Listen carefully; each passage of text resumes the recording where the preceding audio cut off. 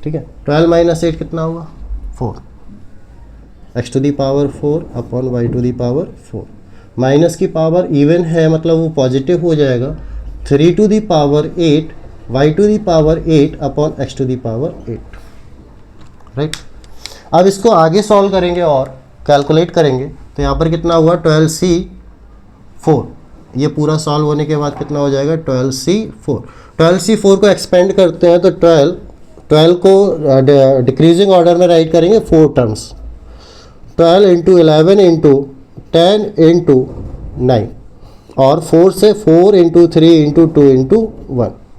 अब देखो x to the power 4 से ये पावर कट जाएगी 4 टाइम्स, ये पावर कट जाएगी 4 टाइम्स, 3 टू दी पावर 8 यहाँ बचा हमारे पास y to the power 4 upon x to the power 4, ठीक है। अब 3 टू जो 6, इसको कट कर दो, 3 की 1 पावर लेफ्ट हो जाएगी 7, 4 टू जो 8, 4 3 जो 12 और कट मत करो तो ज़्यादा बेटर है, 3 into 11 into 10 into 9 upon 2 into 3 to the power 7 y to the power 4 और x to the power 4, right. अब इसको क्या कर लेंगे, थोड़ा सा सिंप्लीफाई कर लेंगे, 3 टू दी पावर 7 रहने दो, 11 9 जो 99, 99 इंटू 3, 99 इंटू 3 7, 9 3 जो 27, 2 27 28 29, 297 अपॉन 2 और एक जीरो इसकी लग जाएगी into 3 to the power 7 y to the power 4 upon x to the power 4। This is your answer, ठीक है। और सिंप्लीफाई करना चाहे तो और सिंप्लीफाई कर सकते हैं इसको, ठीक। एक क्वेश्चन देख लेते हैं किसका, जेई मेंस का, जेई मेंस लेवल का क्वेश्चन है, बाइनोमियल थ्योरम से ही रिलेटेड है।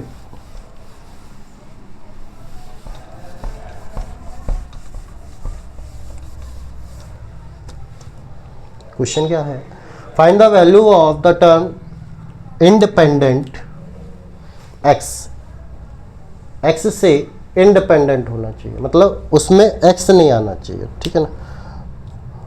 अब and the coefficient of x to the power -5, x to the power -5, क्या क्या चाहिए, find the value of the term independent of x and coefficient of x to the power -5 in the expansion of, expansion थोड़ा सा heavy है समझना जरा, x plus 1 upon x to the power 2 upon 3 minus x to the power 1 upon 3 plus 1 plus minus, minus करेंगे minus x minus 1 upon x minus x to the power 1 upon 2 to the power 10। इसमें expansion में हमें चाहिए value किसकी, x and coefficient of x to the power -5 की, ठीक। तो हम लोग क्या करेंगे, इसको थोड़ा सा सिंप्लीफाई करते हैं, जो फाइंड करना उसको बाद में देख लेंगे। देखो यहाँ पे 2/3 है, 1/3 है और 1 है, तो सिंप्लीफाई करते हैं। क्या हम x को राइट कर सकते हैं क्या,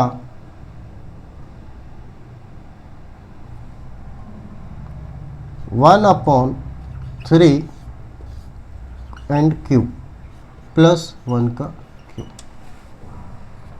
कर सकते हैं ना। हमने क्या किया है, यहाँ पर पावर में 3 का मल्टीप्लाई और 3 का डिवाइड कर दिया, राइट।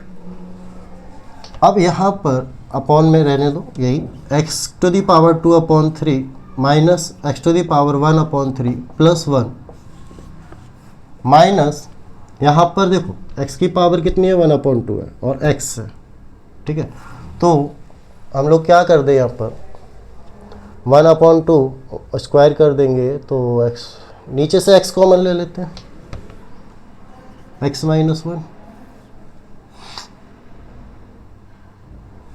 यहाँ से 1 मिनट,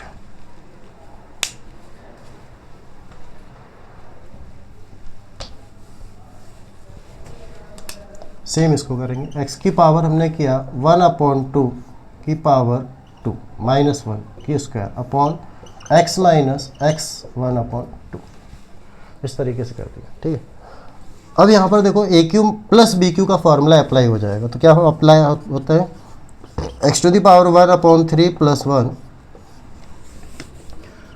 a स्क्वायर मतलब x की पावर 2/3 माइनस x की पावर 1/3 + 1 अपॉन, अब जो पावर है उसको हम बाद में देख लेंगे, पावर 10 है whole power, x⁻2/3 minus x⁻1/3 + 1।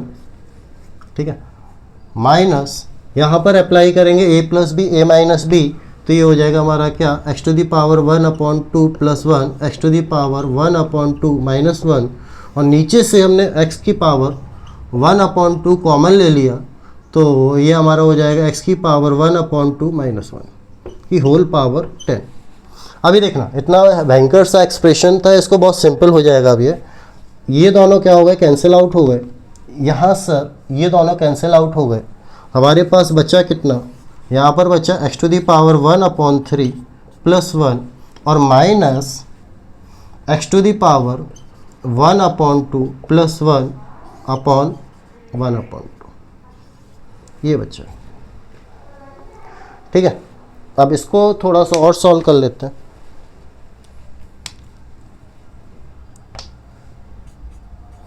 x⁻1/3 + 1, अगर हम चाहें तो x⁻1/2 को सेपरेट कर दें तो माइनस हो जाएगा हमारा 1, और इसके नीचे आ जाएगा plus -1/x⁻1/2 to the power 10। अब देखो +1 -1 कैंसिल आउट हो गया, तो हमारे पास अब यहाँ पर बचा क्या, x⁻1/3 minus 1/x⁻1/2 to the power whole power 10। अब देखो 2 टर्म्स आ गए। अब यहाँ पर हम अपना बाइनोमियल थ्योरम अप्लाई कर सकते हैं बहुत ईजिली।